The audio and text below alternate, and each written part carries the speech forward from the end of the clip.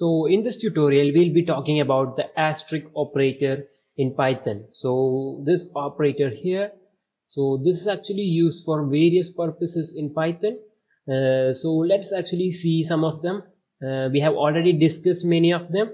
We'll just revise through this and we'll see the different use cases for this asterisk operator.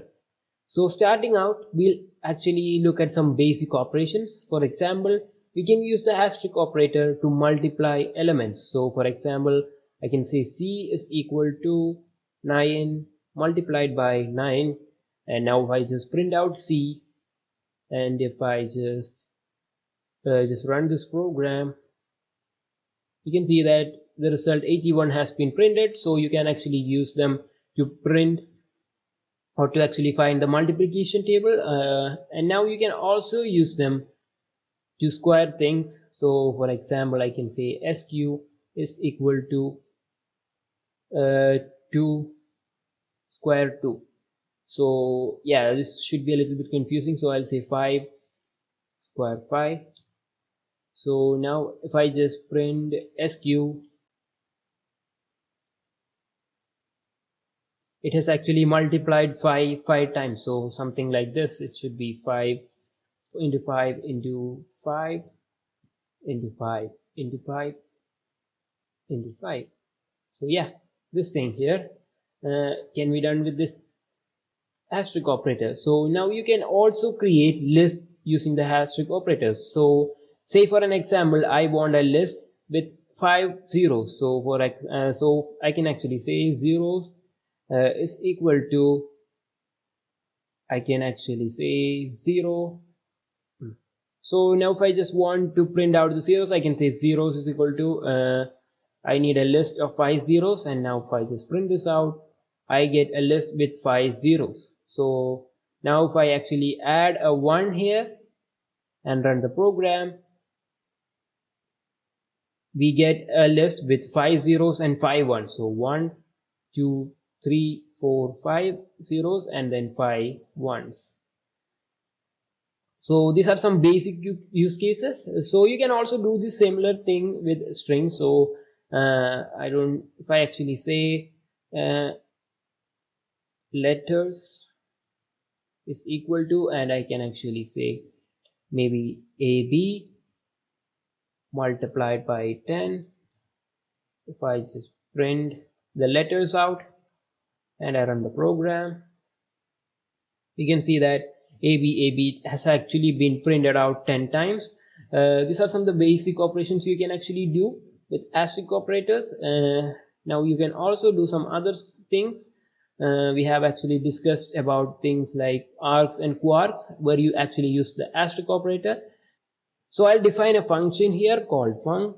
We have actually seen similar things before. I would just like to highlight asterisk operator here. So we are actually passing in some arguments like a, b, and we are actually using args and quarks here. We have actually discussed what these are before. You can actually take a look at those parts if you want to know more about them. So now actually we'll print all the args. So just for a basic understanding, args and quarks, this will actually let us print or accept as many arguments and keyword arguments as we want. So we'll say for arg, in args, we'll just print args. We'll print out arg, and we'll do the same with quark. So we'll say for key in quarks, and I'll say print the key. So now I can actually run this function with any number of arguments and keyword arguments I want. So I'll have to specify a and b here. So I can say a and b here, and then after that I can specify any number of arguments or keyword arguments as much as I want. So for specified keyword arguments, I can actually say 1 is equal to 1. This is how we actually specify. This is how we pass keyword arguments. Now we are actually accepting numbers here, so we can say 2. If you just don't pass the quarks here, this will actually print out an error saying that you haven't actually specified these arguments aren't required, but you have actually passed them, you'll get such an error.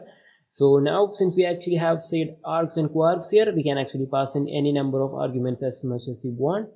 So the asterisk operator is actually used with args and quarks. That is one such use case for asterisk operator. So let's declare a symbol function here. Let's declare a symbol function here called function, and we'll take two arguments, a and b.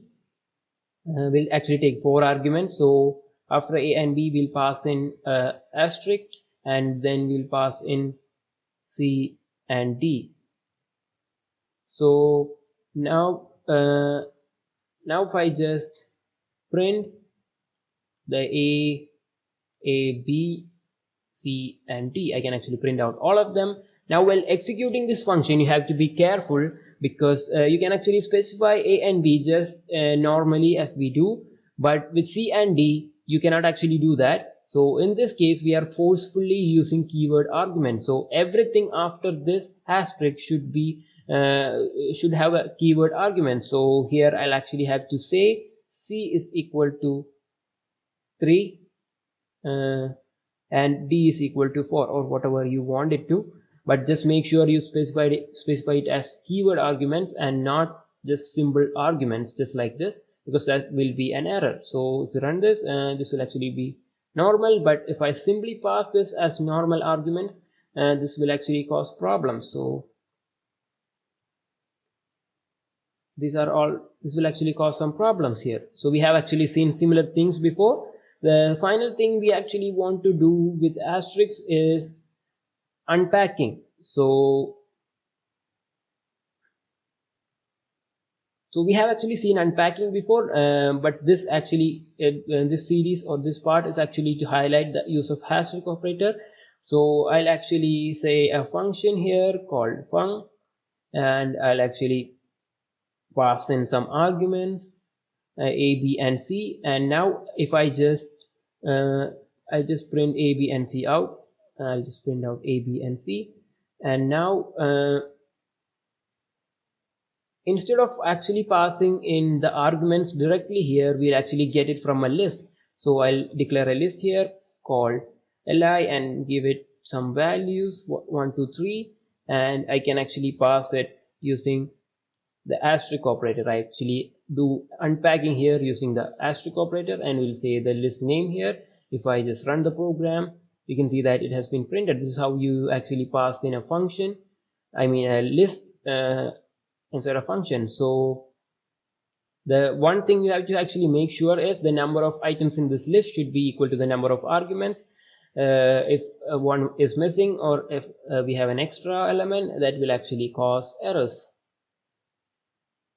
So we can also pass in dictionary as argument. So I can actually say dictionary is, I have to say maybe a is equal to 1. I'll say a is equal to 1. I have to pass that inside quotes, and I can actually say b is 2. I can say c is 3. And now actually to unpack this, we have to use double quotes, since these are all keyword arguments. So we'll actually say dictionary, and now if we run this, we get the result just as normal. So we can use the asterisk operator in this case. So these are all some use cases for asterisk operators.